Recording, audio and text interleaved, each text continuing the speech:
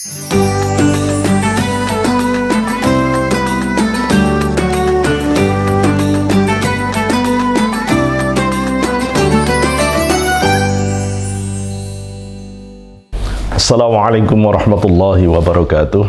Bismillah, alhamdulillah, salatu wassalamu ala rasulillah Muhammadin abdillah wa ala alihi wa mawalah. Amma ba'du. Ramadan adalah bulan yang sangat istimewa, di mana Allah mendidik kita untuk mencapai derajat ketakwaan. Surat Al-Quran, surat Al-Baqarah ayat 183 menegaskan tujuan utama puasa ini. A'udzubillahi minasyaitonir rajim. Ya ayyuhalladzina amanu kutiba alaikumusiyam kama kutiba alal ladzina min qablikum la'allakum tattaqun. Hasan Al-Basri sebagaimana dikutip oleh Syekh Abdul Qadir Al-Jilani di dalam kitab Al-Ghunya li Taribi Tariqil Haq menyatakan bahwa ketika Allah menggunakan kata ya ayyuhalladzina amanu, maka far'i hendaklah kita memperhatikan benar karena akan ada perintah yang Allah berikan setelah kalimah ini. Adapun Imam Ja'far Shadiq mengatakan bahwa kalimah ya ayyuhalladzina amanu adalah sebutan mesra dari Allah yang pasti dirasakan oleh orang-orang yang tinggi derajat spiritualitasnya. Kenikmatan panggilan ya ayyuhalladzina amanu akan meniadakan segala beban dan kelelahan yang akan Allah perintahkan setelahnya. Di dalam ayat ini, Allah memerintahkan setiap orang yang beriman untuk berpuasa dengan tujuan adalah la'allakum tattaqun. Semoga orang itu bisa mendapatkan derajat ketakwaan. Maka dihadirkannya Ramadan setiap tahun dalam rangka memberikan pelatihan kepada kita semuanya untuk bisa mencapai derajat ketakwaan ini. Takwa biasa diartikan dengan rasa takut. Takut yang bukan menghindar, tetapi takut pada sesuatu yang sangat mengagumkan, yang sangat istimewa. Takut yang tidak ada cara lain kecuali kita harus terus mendekat untuk menghilangkan ketakutan itu. Di dalam istilah sering kita mendengar bahwa takwa imtithalu awamirihi wajtinabu nawahihi, menunaikan segala perintah-perintah Allah dan meninggalkan segala larangan-larangannya. Jika takwa dimaknai dalam konteks ini, maka dalam bahasa yang sederhana takwa adalah taat, nurut, gitu, menjalankan semua perintah Allah dan Rasulnya dan meninggalkan larangan-larangan Allah dan Rasulnya. Pertanyaannya adalah apa sebenarnya yang membuat kita susah untuk taat kepada Allah? Tidak ada lain karena kita memiliki nafsu, dan nafsu memiliki sifat dasar sebagaimana diungkap oleh Imam Ghazali dalam berbagai kitabnya termasuk Ihya Qimya'us Sa'adah, bahwa natur dari nafsu itu adalah tidak mau taat kepada Allah. Sehingga di dalam kitab Minahus Saniyah, Syekh Abdul Wahab Sya'rani bahkan menyebut bahwa nafsu kita itu naturnya adalah kadzabatil harun, seperti binatang yang liar, yang tidak ada cara yang lebih efektif untuk menundukkan keliarannya kecuali dengan cara dilaparkan. Maka lapar menjadi cara paling efektif untuk mengalahkan nafsu. Dan karena itulah Allah mendidik kita dengan puasa. Para ulama memberikan contoh bahwa semua penjinak binatang buas mengambil cara melaparkan apabila dia ingin membuat binatang jinak itu menjadi nurut terhadap segala perintah-perintah dan larangannya. Rasanya dengan teori behavioristik ini, kelihatannya memang puasa dihadirkan dalam rangka untuk menjinakkan faktor hayawaniyah kita, unsur bahamiyah dan sabu'iyah kita, yang itu tidak ada cara lain kecuali dengan cara dilaparkan.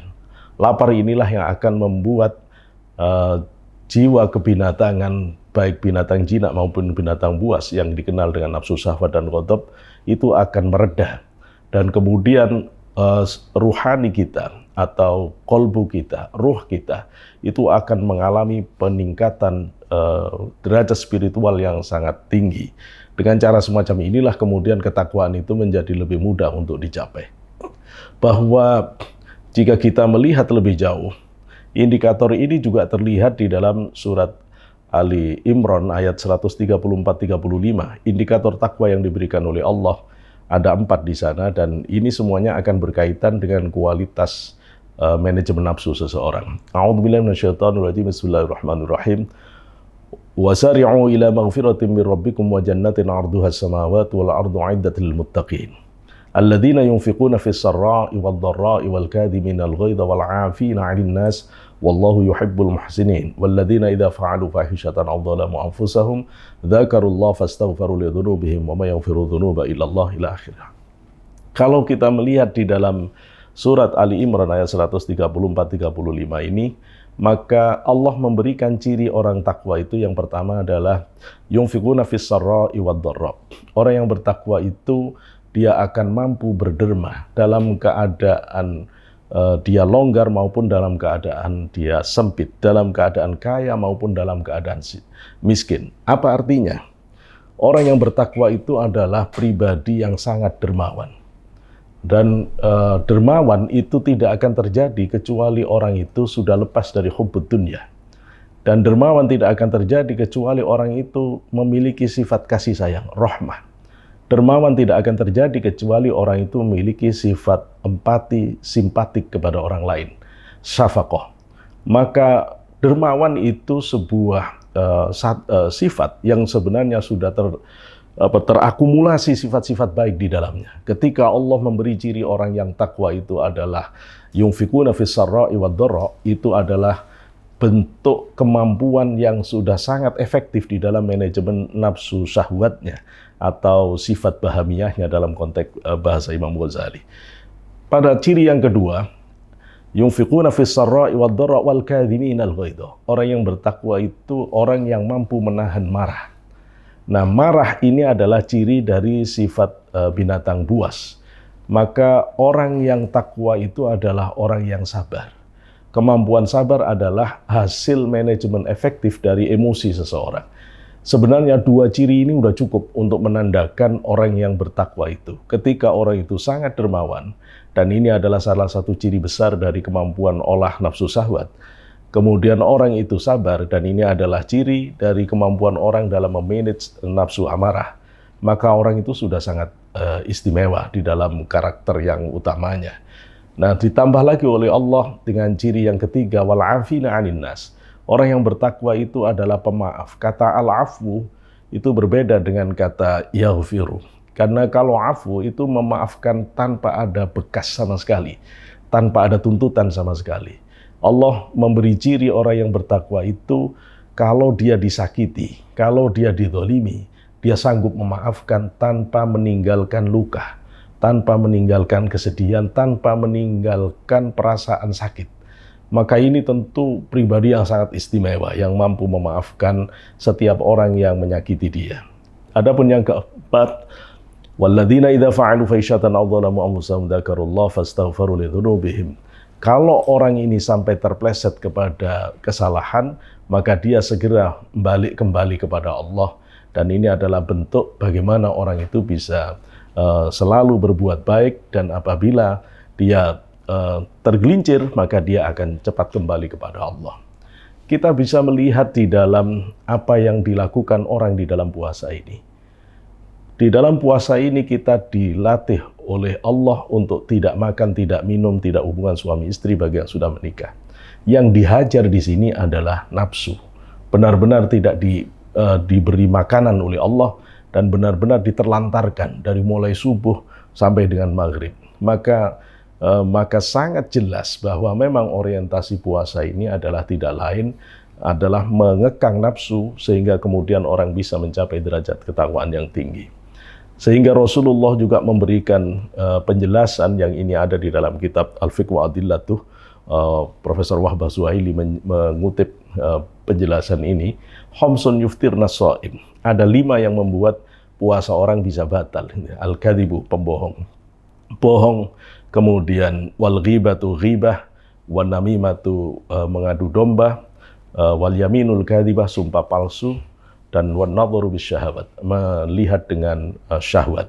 Walaupun memang hadis ini masih diperselisihkan, tetapi dalam konteks pembentukan karakter, rasanya tidak mungkin orang itu kalau meninggalkan makan minum, kemudian dia tetap berbohong, dia sumpah palsu, dia mengadu domba. Tentu ini akan meruntuhkan pahala puasa itu sendiri. Tentu banyak hadis-hadis yang merupakan syawahid dari hal yang demikian. Sebagaimana Rasul juga mengatakan, "Malam yada' qaula zur wal 'amala bih, falaysa lillahi hajatun yada' ta'amahu wa sarabah." Kalau orang itu tidak bisa berhenti berbicara yang kotor, berbicara yang buruk, maka sesungguhnya Allah tidak butuh kemampuan orang itu untuk meninggalkan makan minumnya.